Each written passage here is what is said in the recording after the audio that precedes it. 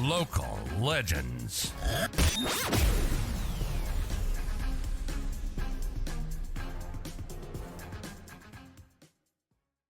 think just the little things that he did and the shorter training sessions that were more quality and not quantity.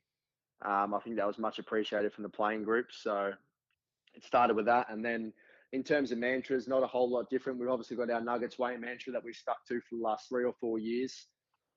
So we didn't really change that too much. Just a couple of, I guess, little freshened up that Rhino brought in. And I think more just the key words he uses around the games about fighting and the way that when we're in positions where we look like losing the game or getting further back in the game, that we fight our asses off, to be honest, and try and get back into those winning positions. And then we are in them winning positions, we try and kill the game. So I think we did that really well this year. Oh, look, it's our most successful ever season away, and I really reckon that should be something which is celebrated as well. You know, it's pretty incredible that we won in Queensland, Victoria, WA and Tasmania, and drew in New South Wales. So that's just quite ridiculous.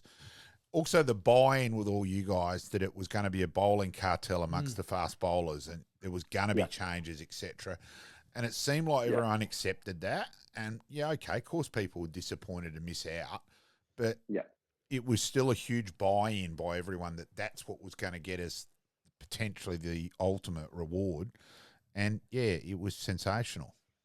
Yeah, I think with the depth of our bowling group, speaking on behalf of us, I think we had 7 or 8 guys who literally could walk in and play the exact same role that number 1 and 2 play. So we never had any doubt when we lost guys to, I guess, national commitments or injury or whatever it was. I think the way that we were prepared to I guess face change. Not one bowler played all 10 games from memory except for Benny the off spinner.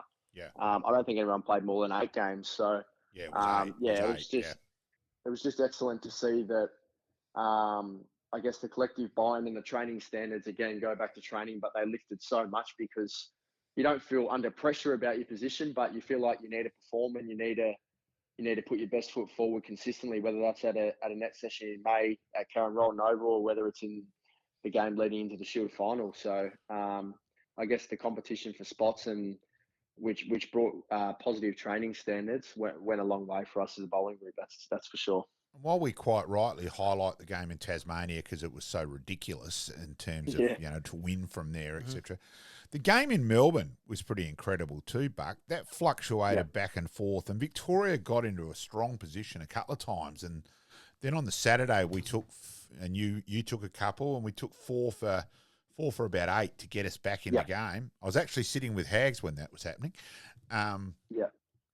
And to come back there, and then the run chase when we lost a couple early, and then Jake just had the purple run, 486 runs in a month. Was quite incredible because there he was playing for his career and thinking I'm going to lose my contract. Danny and him are then planning what else are we going to do, sort of thing, and then kabang, he has just such a purple spot, and which was just awesome as well. Yeah, I think the way we fought in that Victoria game, I know we keep going back to fight, but that was the key word that Rhino used in our chats all year, was so evident that we were setting ourselves up for a Shield final and hopefully a Shield final win. I don't know that we chased 300 in the last few years since I've been here anyway on the last day or two of a game. So that was massive for our batting group and the confidence for them to know that we can chase a score, and then I wouldn't have it any other way because then coming into the final day of the Shield final, we had 270 to get, and we'd done it before, and once again we lost a couple of early wickets, which the new ball was only going to be the thing that let us down as a batting group. And I think the way we got through that new ball, I know we lost 3, and if Sanger's catch had went to hand, it might have been a little bit more interesting, but I guess while Kez was still out there, personally in the sheds had not one ounce of a doubt whatsoever, but there were a few nervous heads, but that Victoria game's helped us a lot. I was going to ask along those lines because obviously been in cricket dressing rooms a lot, 3 for 30 odd, everyone would have been down and wouldn't have been a noise, and then just gradually during that partnership people would have relaxed a little bit more, becomes a little bit louder, just a little bit more chat, and then as we said, I think you scripted that scripted that perfectly. I think I'm not really a nervous watcher of cricket. I had full faith in the boys, especially this season. But I guess it was sort of a 2 for 20, then 3 for 30 or whatever. Yeah. When Buddha got out there were a few eerie shakes around the rooms, but once them two walked to the middle, it was they didn't really look like getting out, to be honest, until they did and the damage was done. I'm a shocking nervous watcher, and once we got to probably 3 for 70 odd, I was pretty relaxed from there. I actually thought we were going to do it 3 down. So did I at one point, but took a pretty nice slow ball from memory to get Kez out. Yes, you know my thoughts on slow balls on Karen Rolton. I do make that point to you at fine leg sometimes, Buck. So how did you feel? So the game before, let's be honest, on that wicket we could still be playing now, and there wouldn't have been a result. To then come the Shield final, obviously there was a fair bit more in the track early, but it would have been a huge decision to decide to send them in. Was part of that thinking behind the bonus points rule as well? Yeah, well, I guess with the bonus point rule, it's almost like a big one-day game to start the game, isn't it? I guess the benefit of batting first, if you bat big, you can sort of use the 5 days and bat a team out of the game. But then if you bowl first, you know exactly what you need heading into the second innings. So for us, it was always, if there's going to be anything in the wicket, which I'm still a firm believer, there wasn't a whole lot in the wicket. Yeah, that's what I thought as well. Pretty ball batting on day one. Yeah. But that's why we did bowl first. And then, so we were pretty content we won the toss, but then Marnus went out and said that he was going to bat first. I don't know if that was just bluff or if they were actually going to do that, but who knows from Marnus? Yeah, exactly. But I think, I think the decision, I guess, was a pretty pivotal one in the end to go out there and to bowl them out and bowl the way we did, which we were, I guess it was a pretty nervous start on day one there by me and Mac, and then Dog just settled into his groove and they couldn't really hit him, to be honest. Yeah, it was pretty, you're right, it was bloody nervous. We dropped 2 catches. You're thinking, ruddy hell, it's Kawaja. We've dropped him twice. They're none for 15. And then 15 minutes later, they're 4 for 18 after Clayton's done the under 10 rule of, I've hit the ball in the middle, so there must be a run. And, so it was just incredible. I think that was the weirdest fielding session of all time. I think the first hour we've never fielded worse.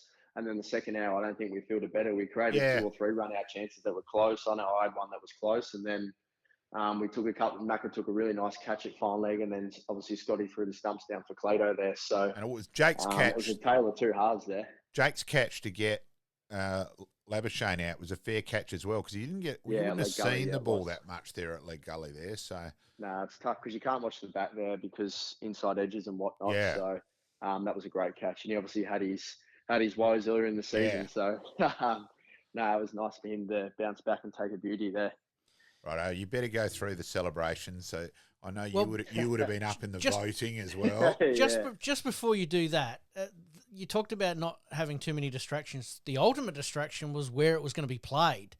Mm-hmm. How was the feeling amongst the group as to what decision was going to be made and when it was going to be made, and how did you approach that? Yeah, it was spoken about a fair bit amongst the boys. I wouldn't say where the game was being played was going to change the way we played or anything. I think potentially we might have looked at another spinner if it was at a Oval with the record we had there this year. But I know playing 2 spin at Karen Rolton is quite tough because it's not a forgiving ground. So I guess once that was settled, it was a lot easier for selectors because they could, I guess, rule one option out and then weigh their options up with the other 2. But there was a little bit, obviously a fair bit of noise in the media. I know KG come out and had a few words on Channel 7 and whatnot, but I guess as a playing group, we were sort of laughing a little bit because everyone was so rattled, and we were like, we're honestly not too fussed where this game's played. It's a Shield final. It's on our terms. So that's what I was thinking. Whether it's played, we're just going to go out and I guess play our normal style of cricket. So we played well at both grounds. Our record's probably slightly better at Adelaide Oval, but we had full confidence at Karen Rolton Oval that we go out and get the job done as well. All right, let's get on to the celebrations, mate. I reckon you would have been up there, Buck.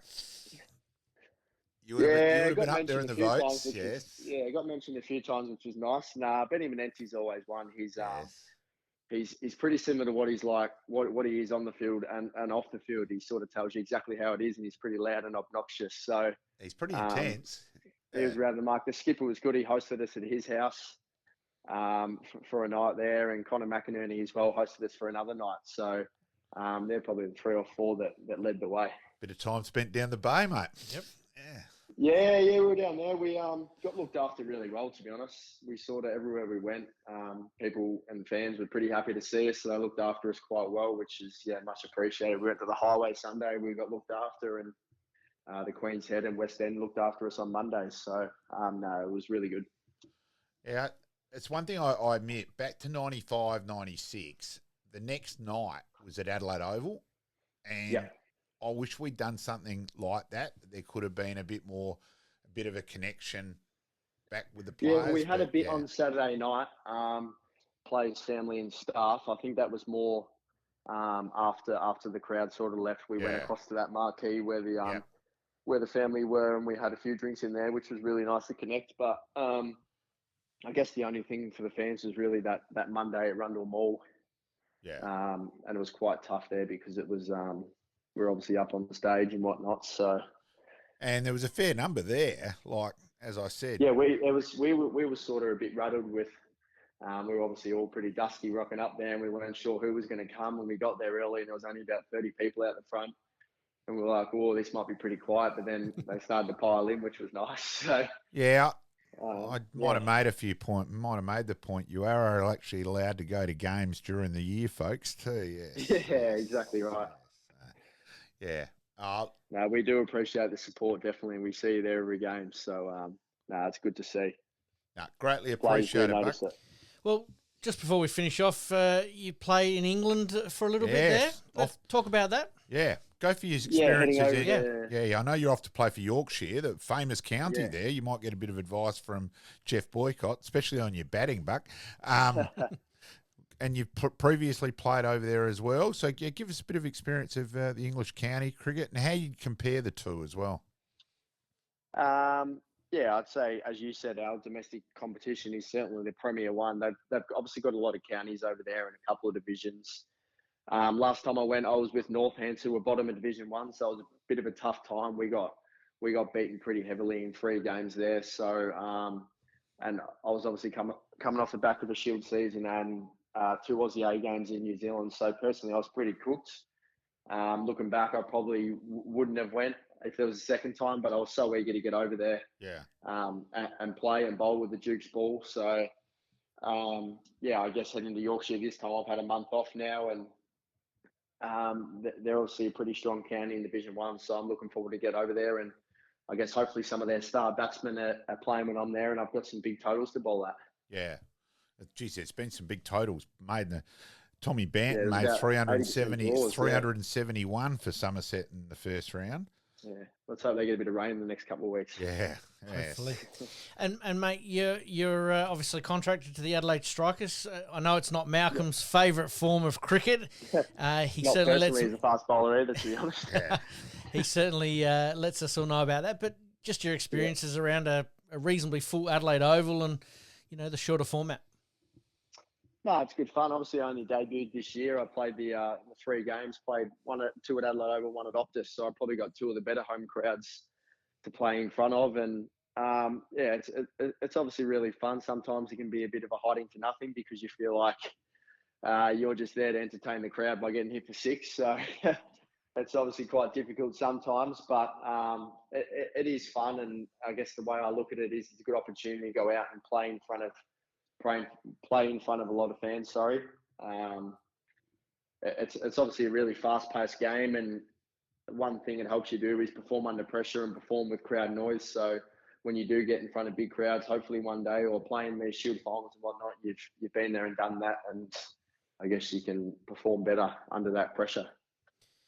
Fantastic, mate. Now, to get you out here on this one, I don't want you to go into explicit details. No, I've actually thought of one more I want to ask you first. Well, it might be the same one. No, it's going back. No, I want to go back to a game against Tasmania. Okay.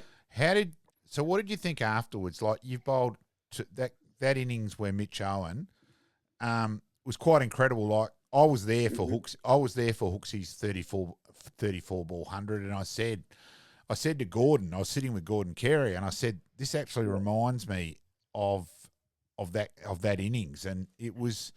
How did you evaluate afterwards? Like we dropped him a couple of times reasonably early, both hard catches.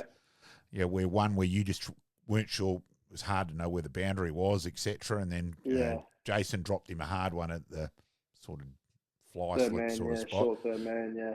And how did you evaluate that afterwards and just go, well, it's sort of one of those things because, geez, he hit some long balls that game. Yeah, it was pretty brutal, and we were on an edge wicket as well. And I remember walking out to bowl, and I looked at Henry Thornton. I said, "Which end do you want, big fella?" And he said, "I'll take this one," and that was to the long side. So I thought, okay, that's a good start. I had the 50-metre boundary in Mitch Owen, who's at the time was probably the most informed white ball batter in the world, to be honest, after his big bash, and then he went away to an overseas comp as well. But it was one of those things. I think we'd obviously already secured the one-day final then, so it wasn't. We obviously reviewed it and spoke about a few things we could have maybe done differently, but the way he struck the ball, sometimes you got to tip your hat to the batter. It was pretty similar to McGurk's innings of Karen Rolton a couple of years ago, where there wasn't a lot you can do, and a lot of places where you could bowl where you didn't get hit for 4 or 6. So it was pretty daunting running in the bowl to him there, but again, I'm glad that it happened, and I'm better for it now. That's for sure. All right, mate. I'll definitely get you out of here on this one now. I don't want you to go into specific details, but you had the awards night the other night, and Rhino got you out into the middle of Adelaide Oval. Yep. Can you just give us a sense of what happened there and what was that all about, and let the listeners know that I'm assuming that it's ready to back up for next year. Yeah, pretty much that. It was more that we're not satisfied. We've achieved what we've achieved, but let's go again next year. In a way, I think we had 2 or 3 then chats throughout the season. One before the one-day final, one before the Shield final, one at the start of the year. And it was more of just a Rhino rev up chat, we called it, where he got his notebook out and he started he screaming. loves that bloody notebook, doesn't he? Yeah, not screaming, but he was yelling and whatnot. But no, that was more just to, I guess, soak it all in. You probably don't know what you have achieved and how many people you've made happy, but the job's not done now. I think we can, in a way, create a legacy with the words used. So to not get complacent over the off season and pick up where we left off next year. Sounds perfect to me. Yeah, bloody oath. Yeah. Greatly appreciated, Bucky. Look forward to catching up as well, mate. Yeah, sensational. Yes, and it might have been the only game I've ever been doing the Nord scoreboard, not giving a stuff whether Nord won or not, and just smiling the whole time that we'd finally achieved the Holy Grail. Can you believe a cricket nut like Malcolm wasn't there to watch the end of the final? So frustrating. The irony, Buck, that I'm leaving at tea because I had to go to work. I was working at the game at Nord, so obviously it wasn't that I wanted to. As the Johnny-come-latelys were coming into the ground, I thought the irony that here's someone who's been at every single Shield game this year as leaving while the Johnnies were arriving wasn't lost on me. So I think the hours you did throughout the year definitely made up for it, because we certainly notice and we appreciate your support a lot. Greatly appreciate it, mate. Look forward to catching up. Thanks, Buck. Yeah, thanks, mate. Great. Thank you, guys. mate. Cheers. Liking this podcast? Please like, rate, and subscribe.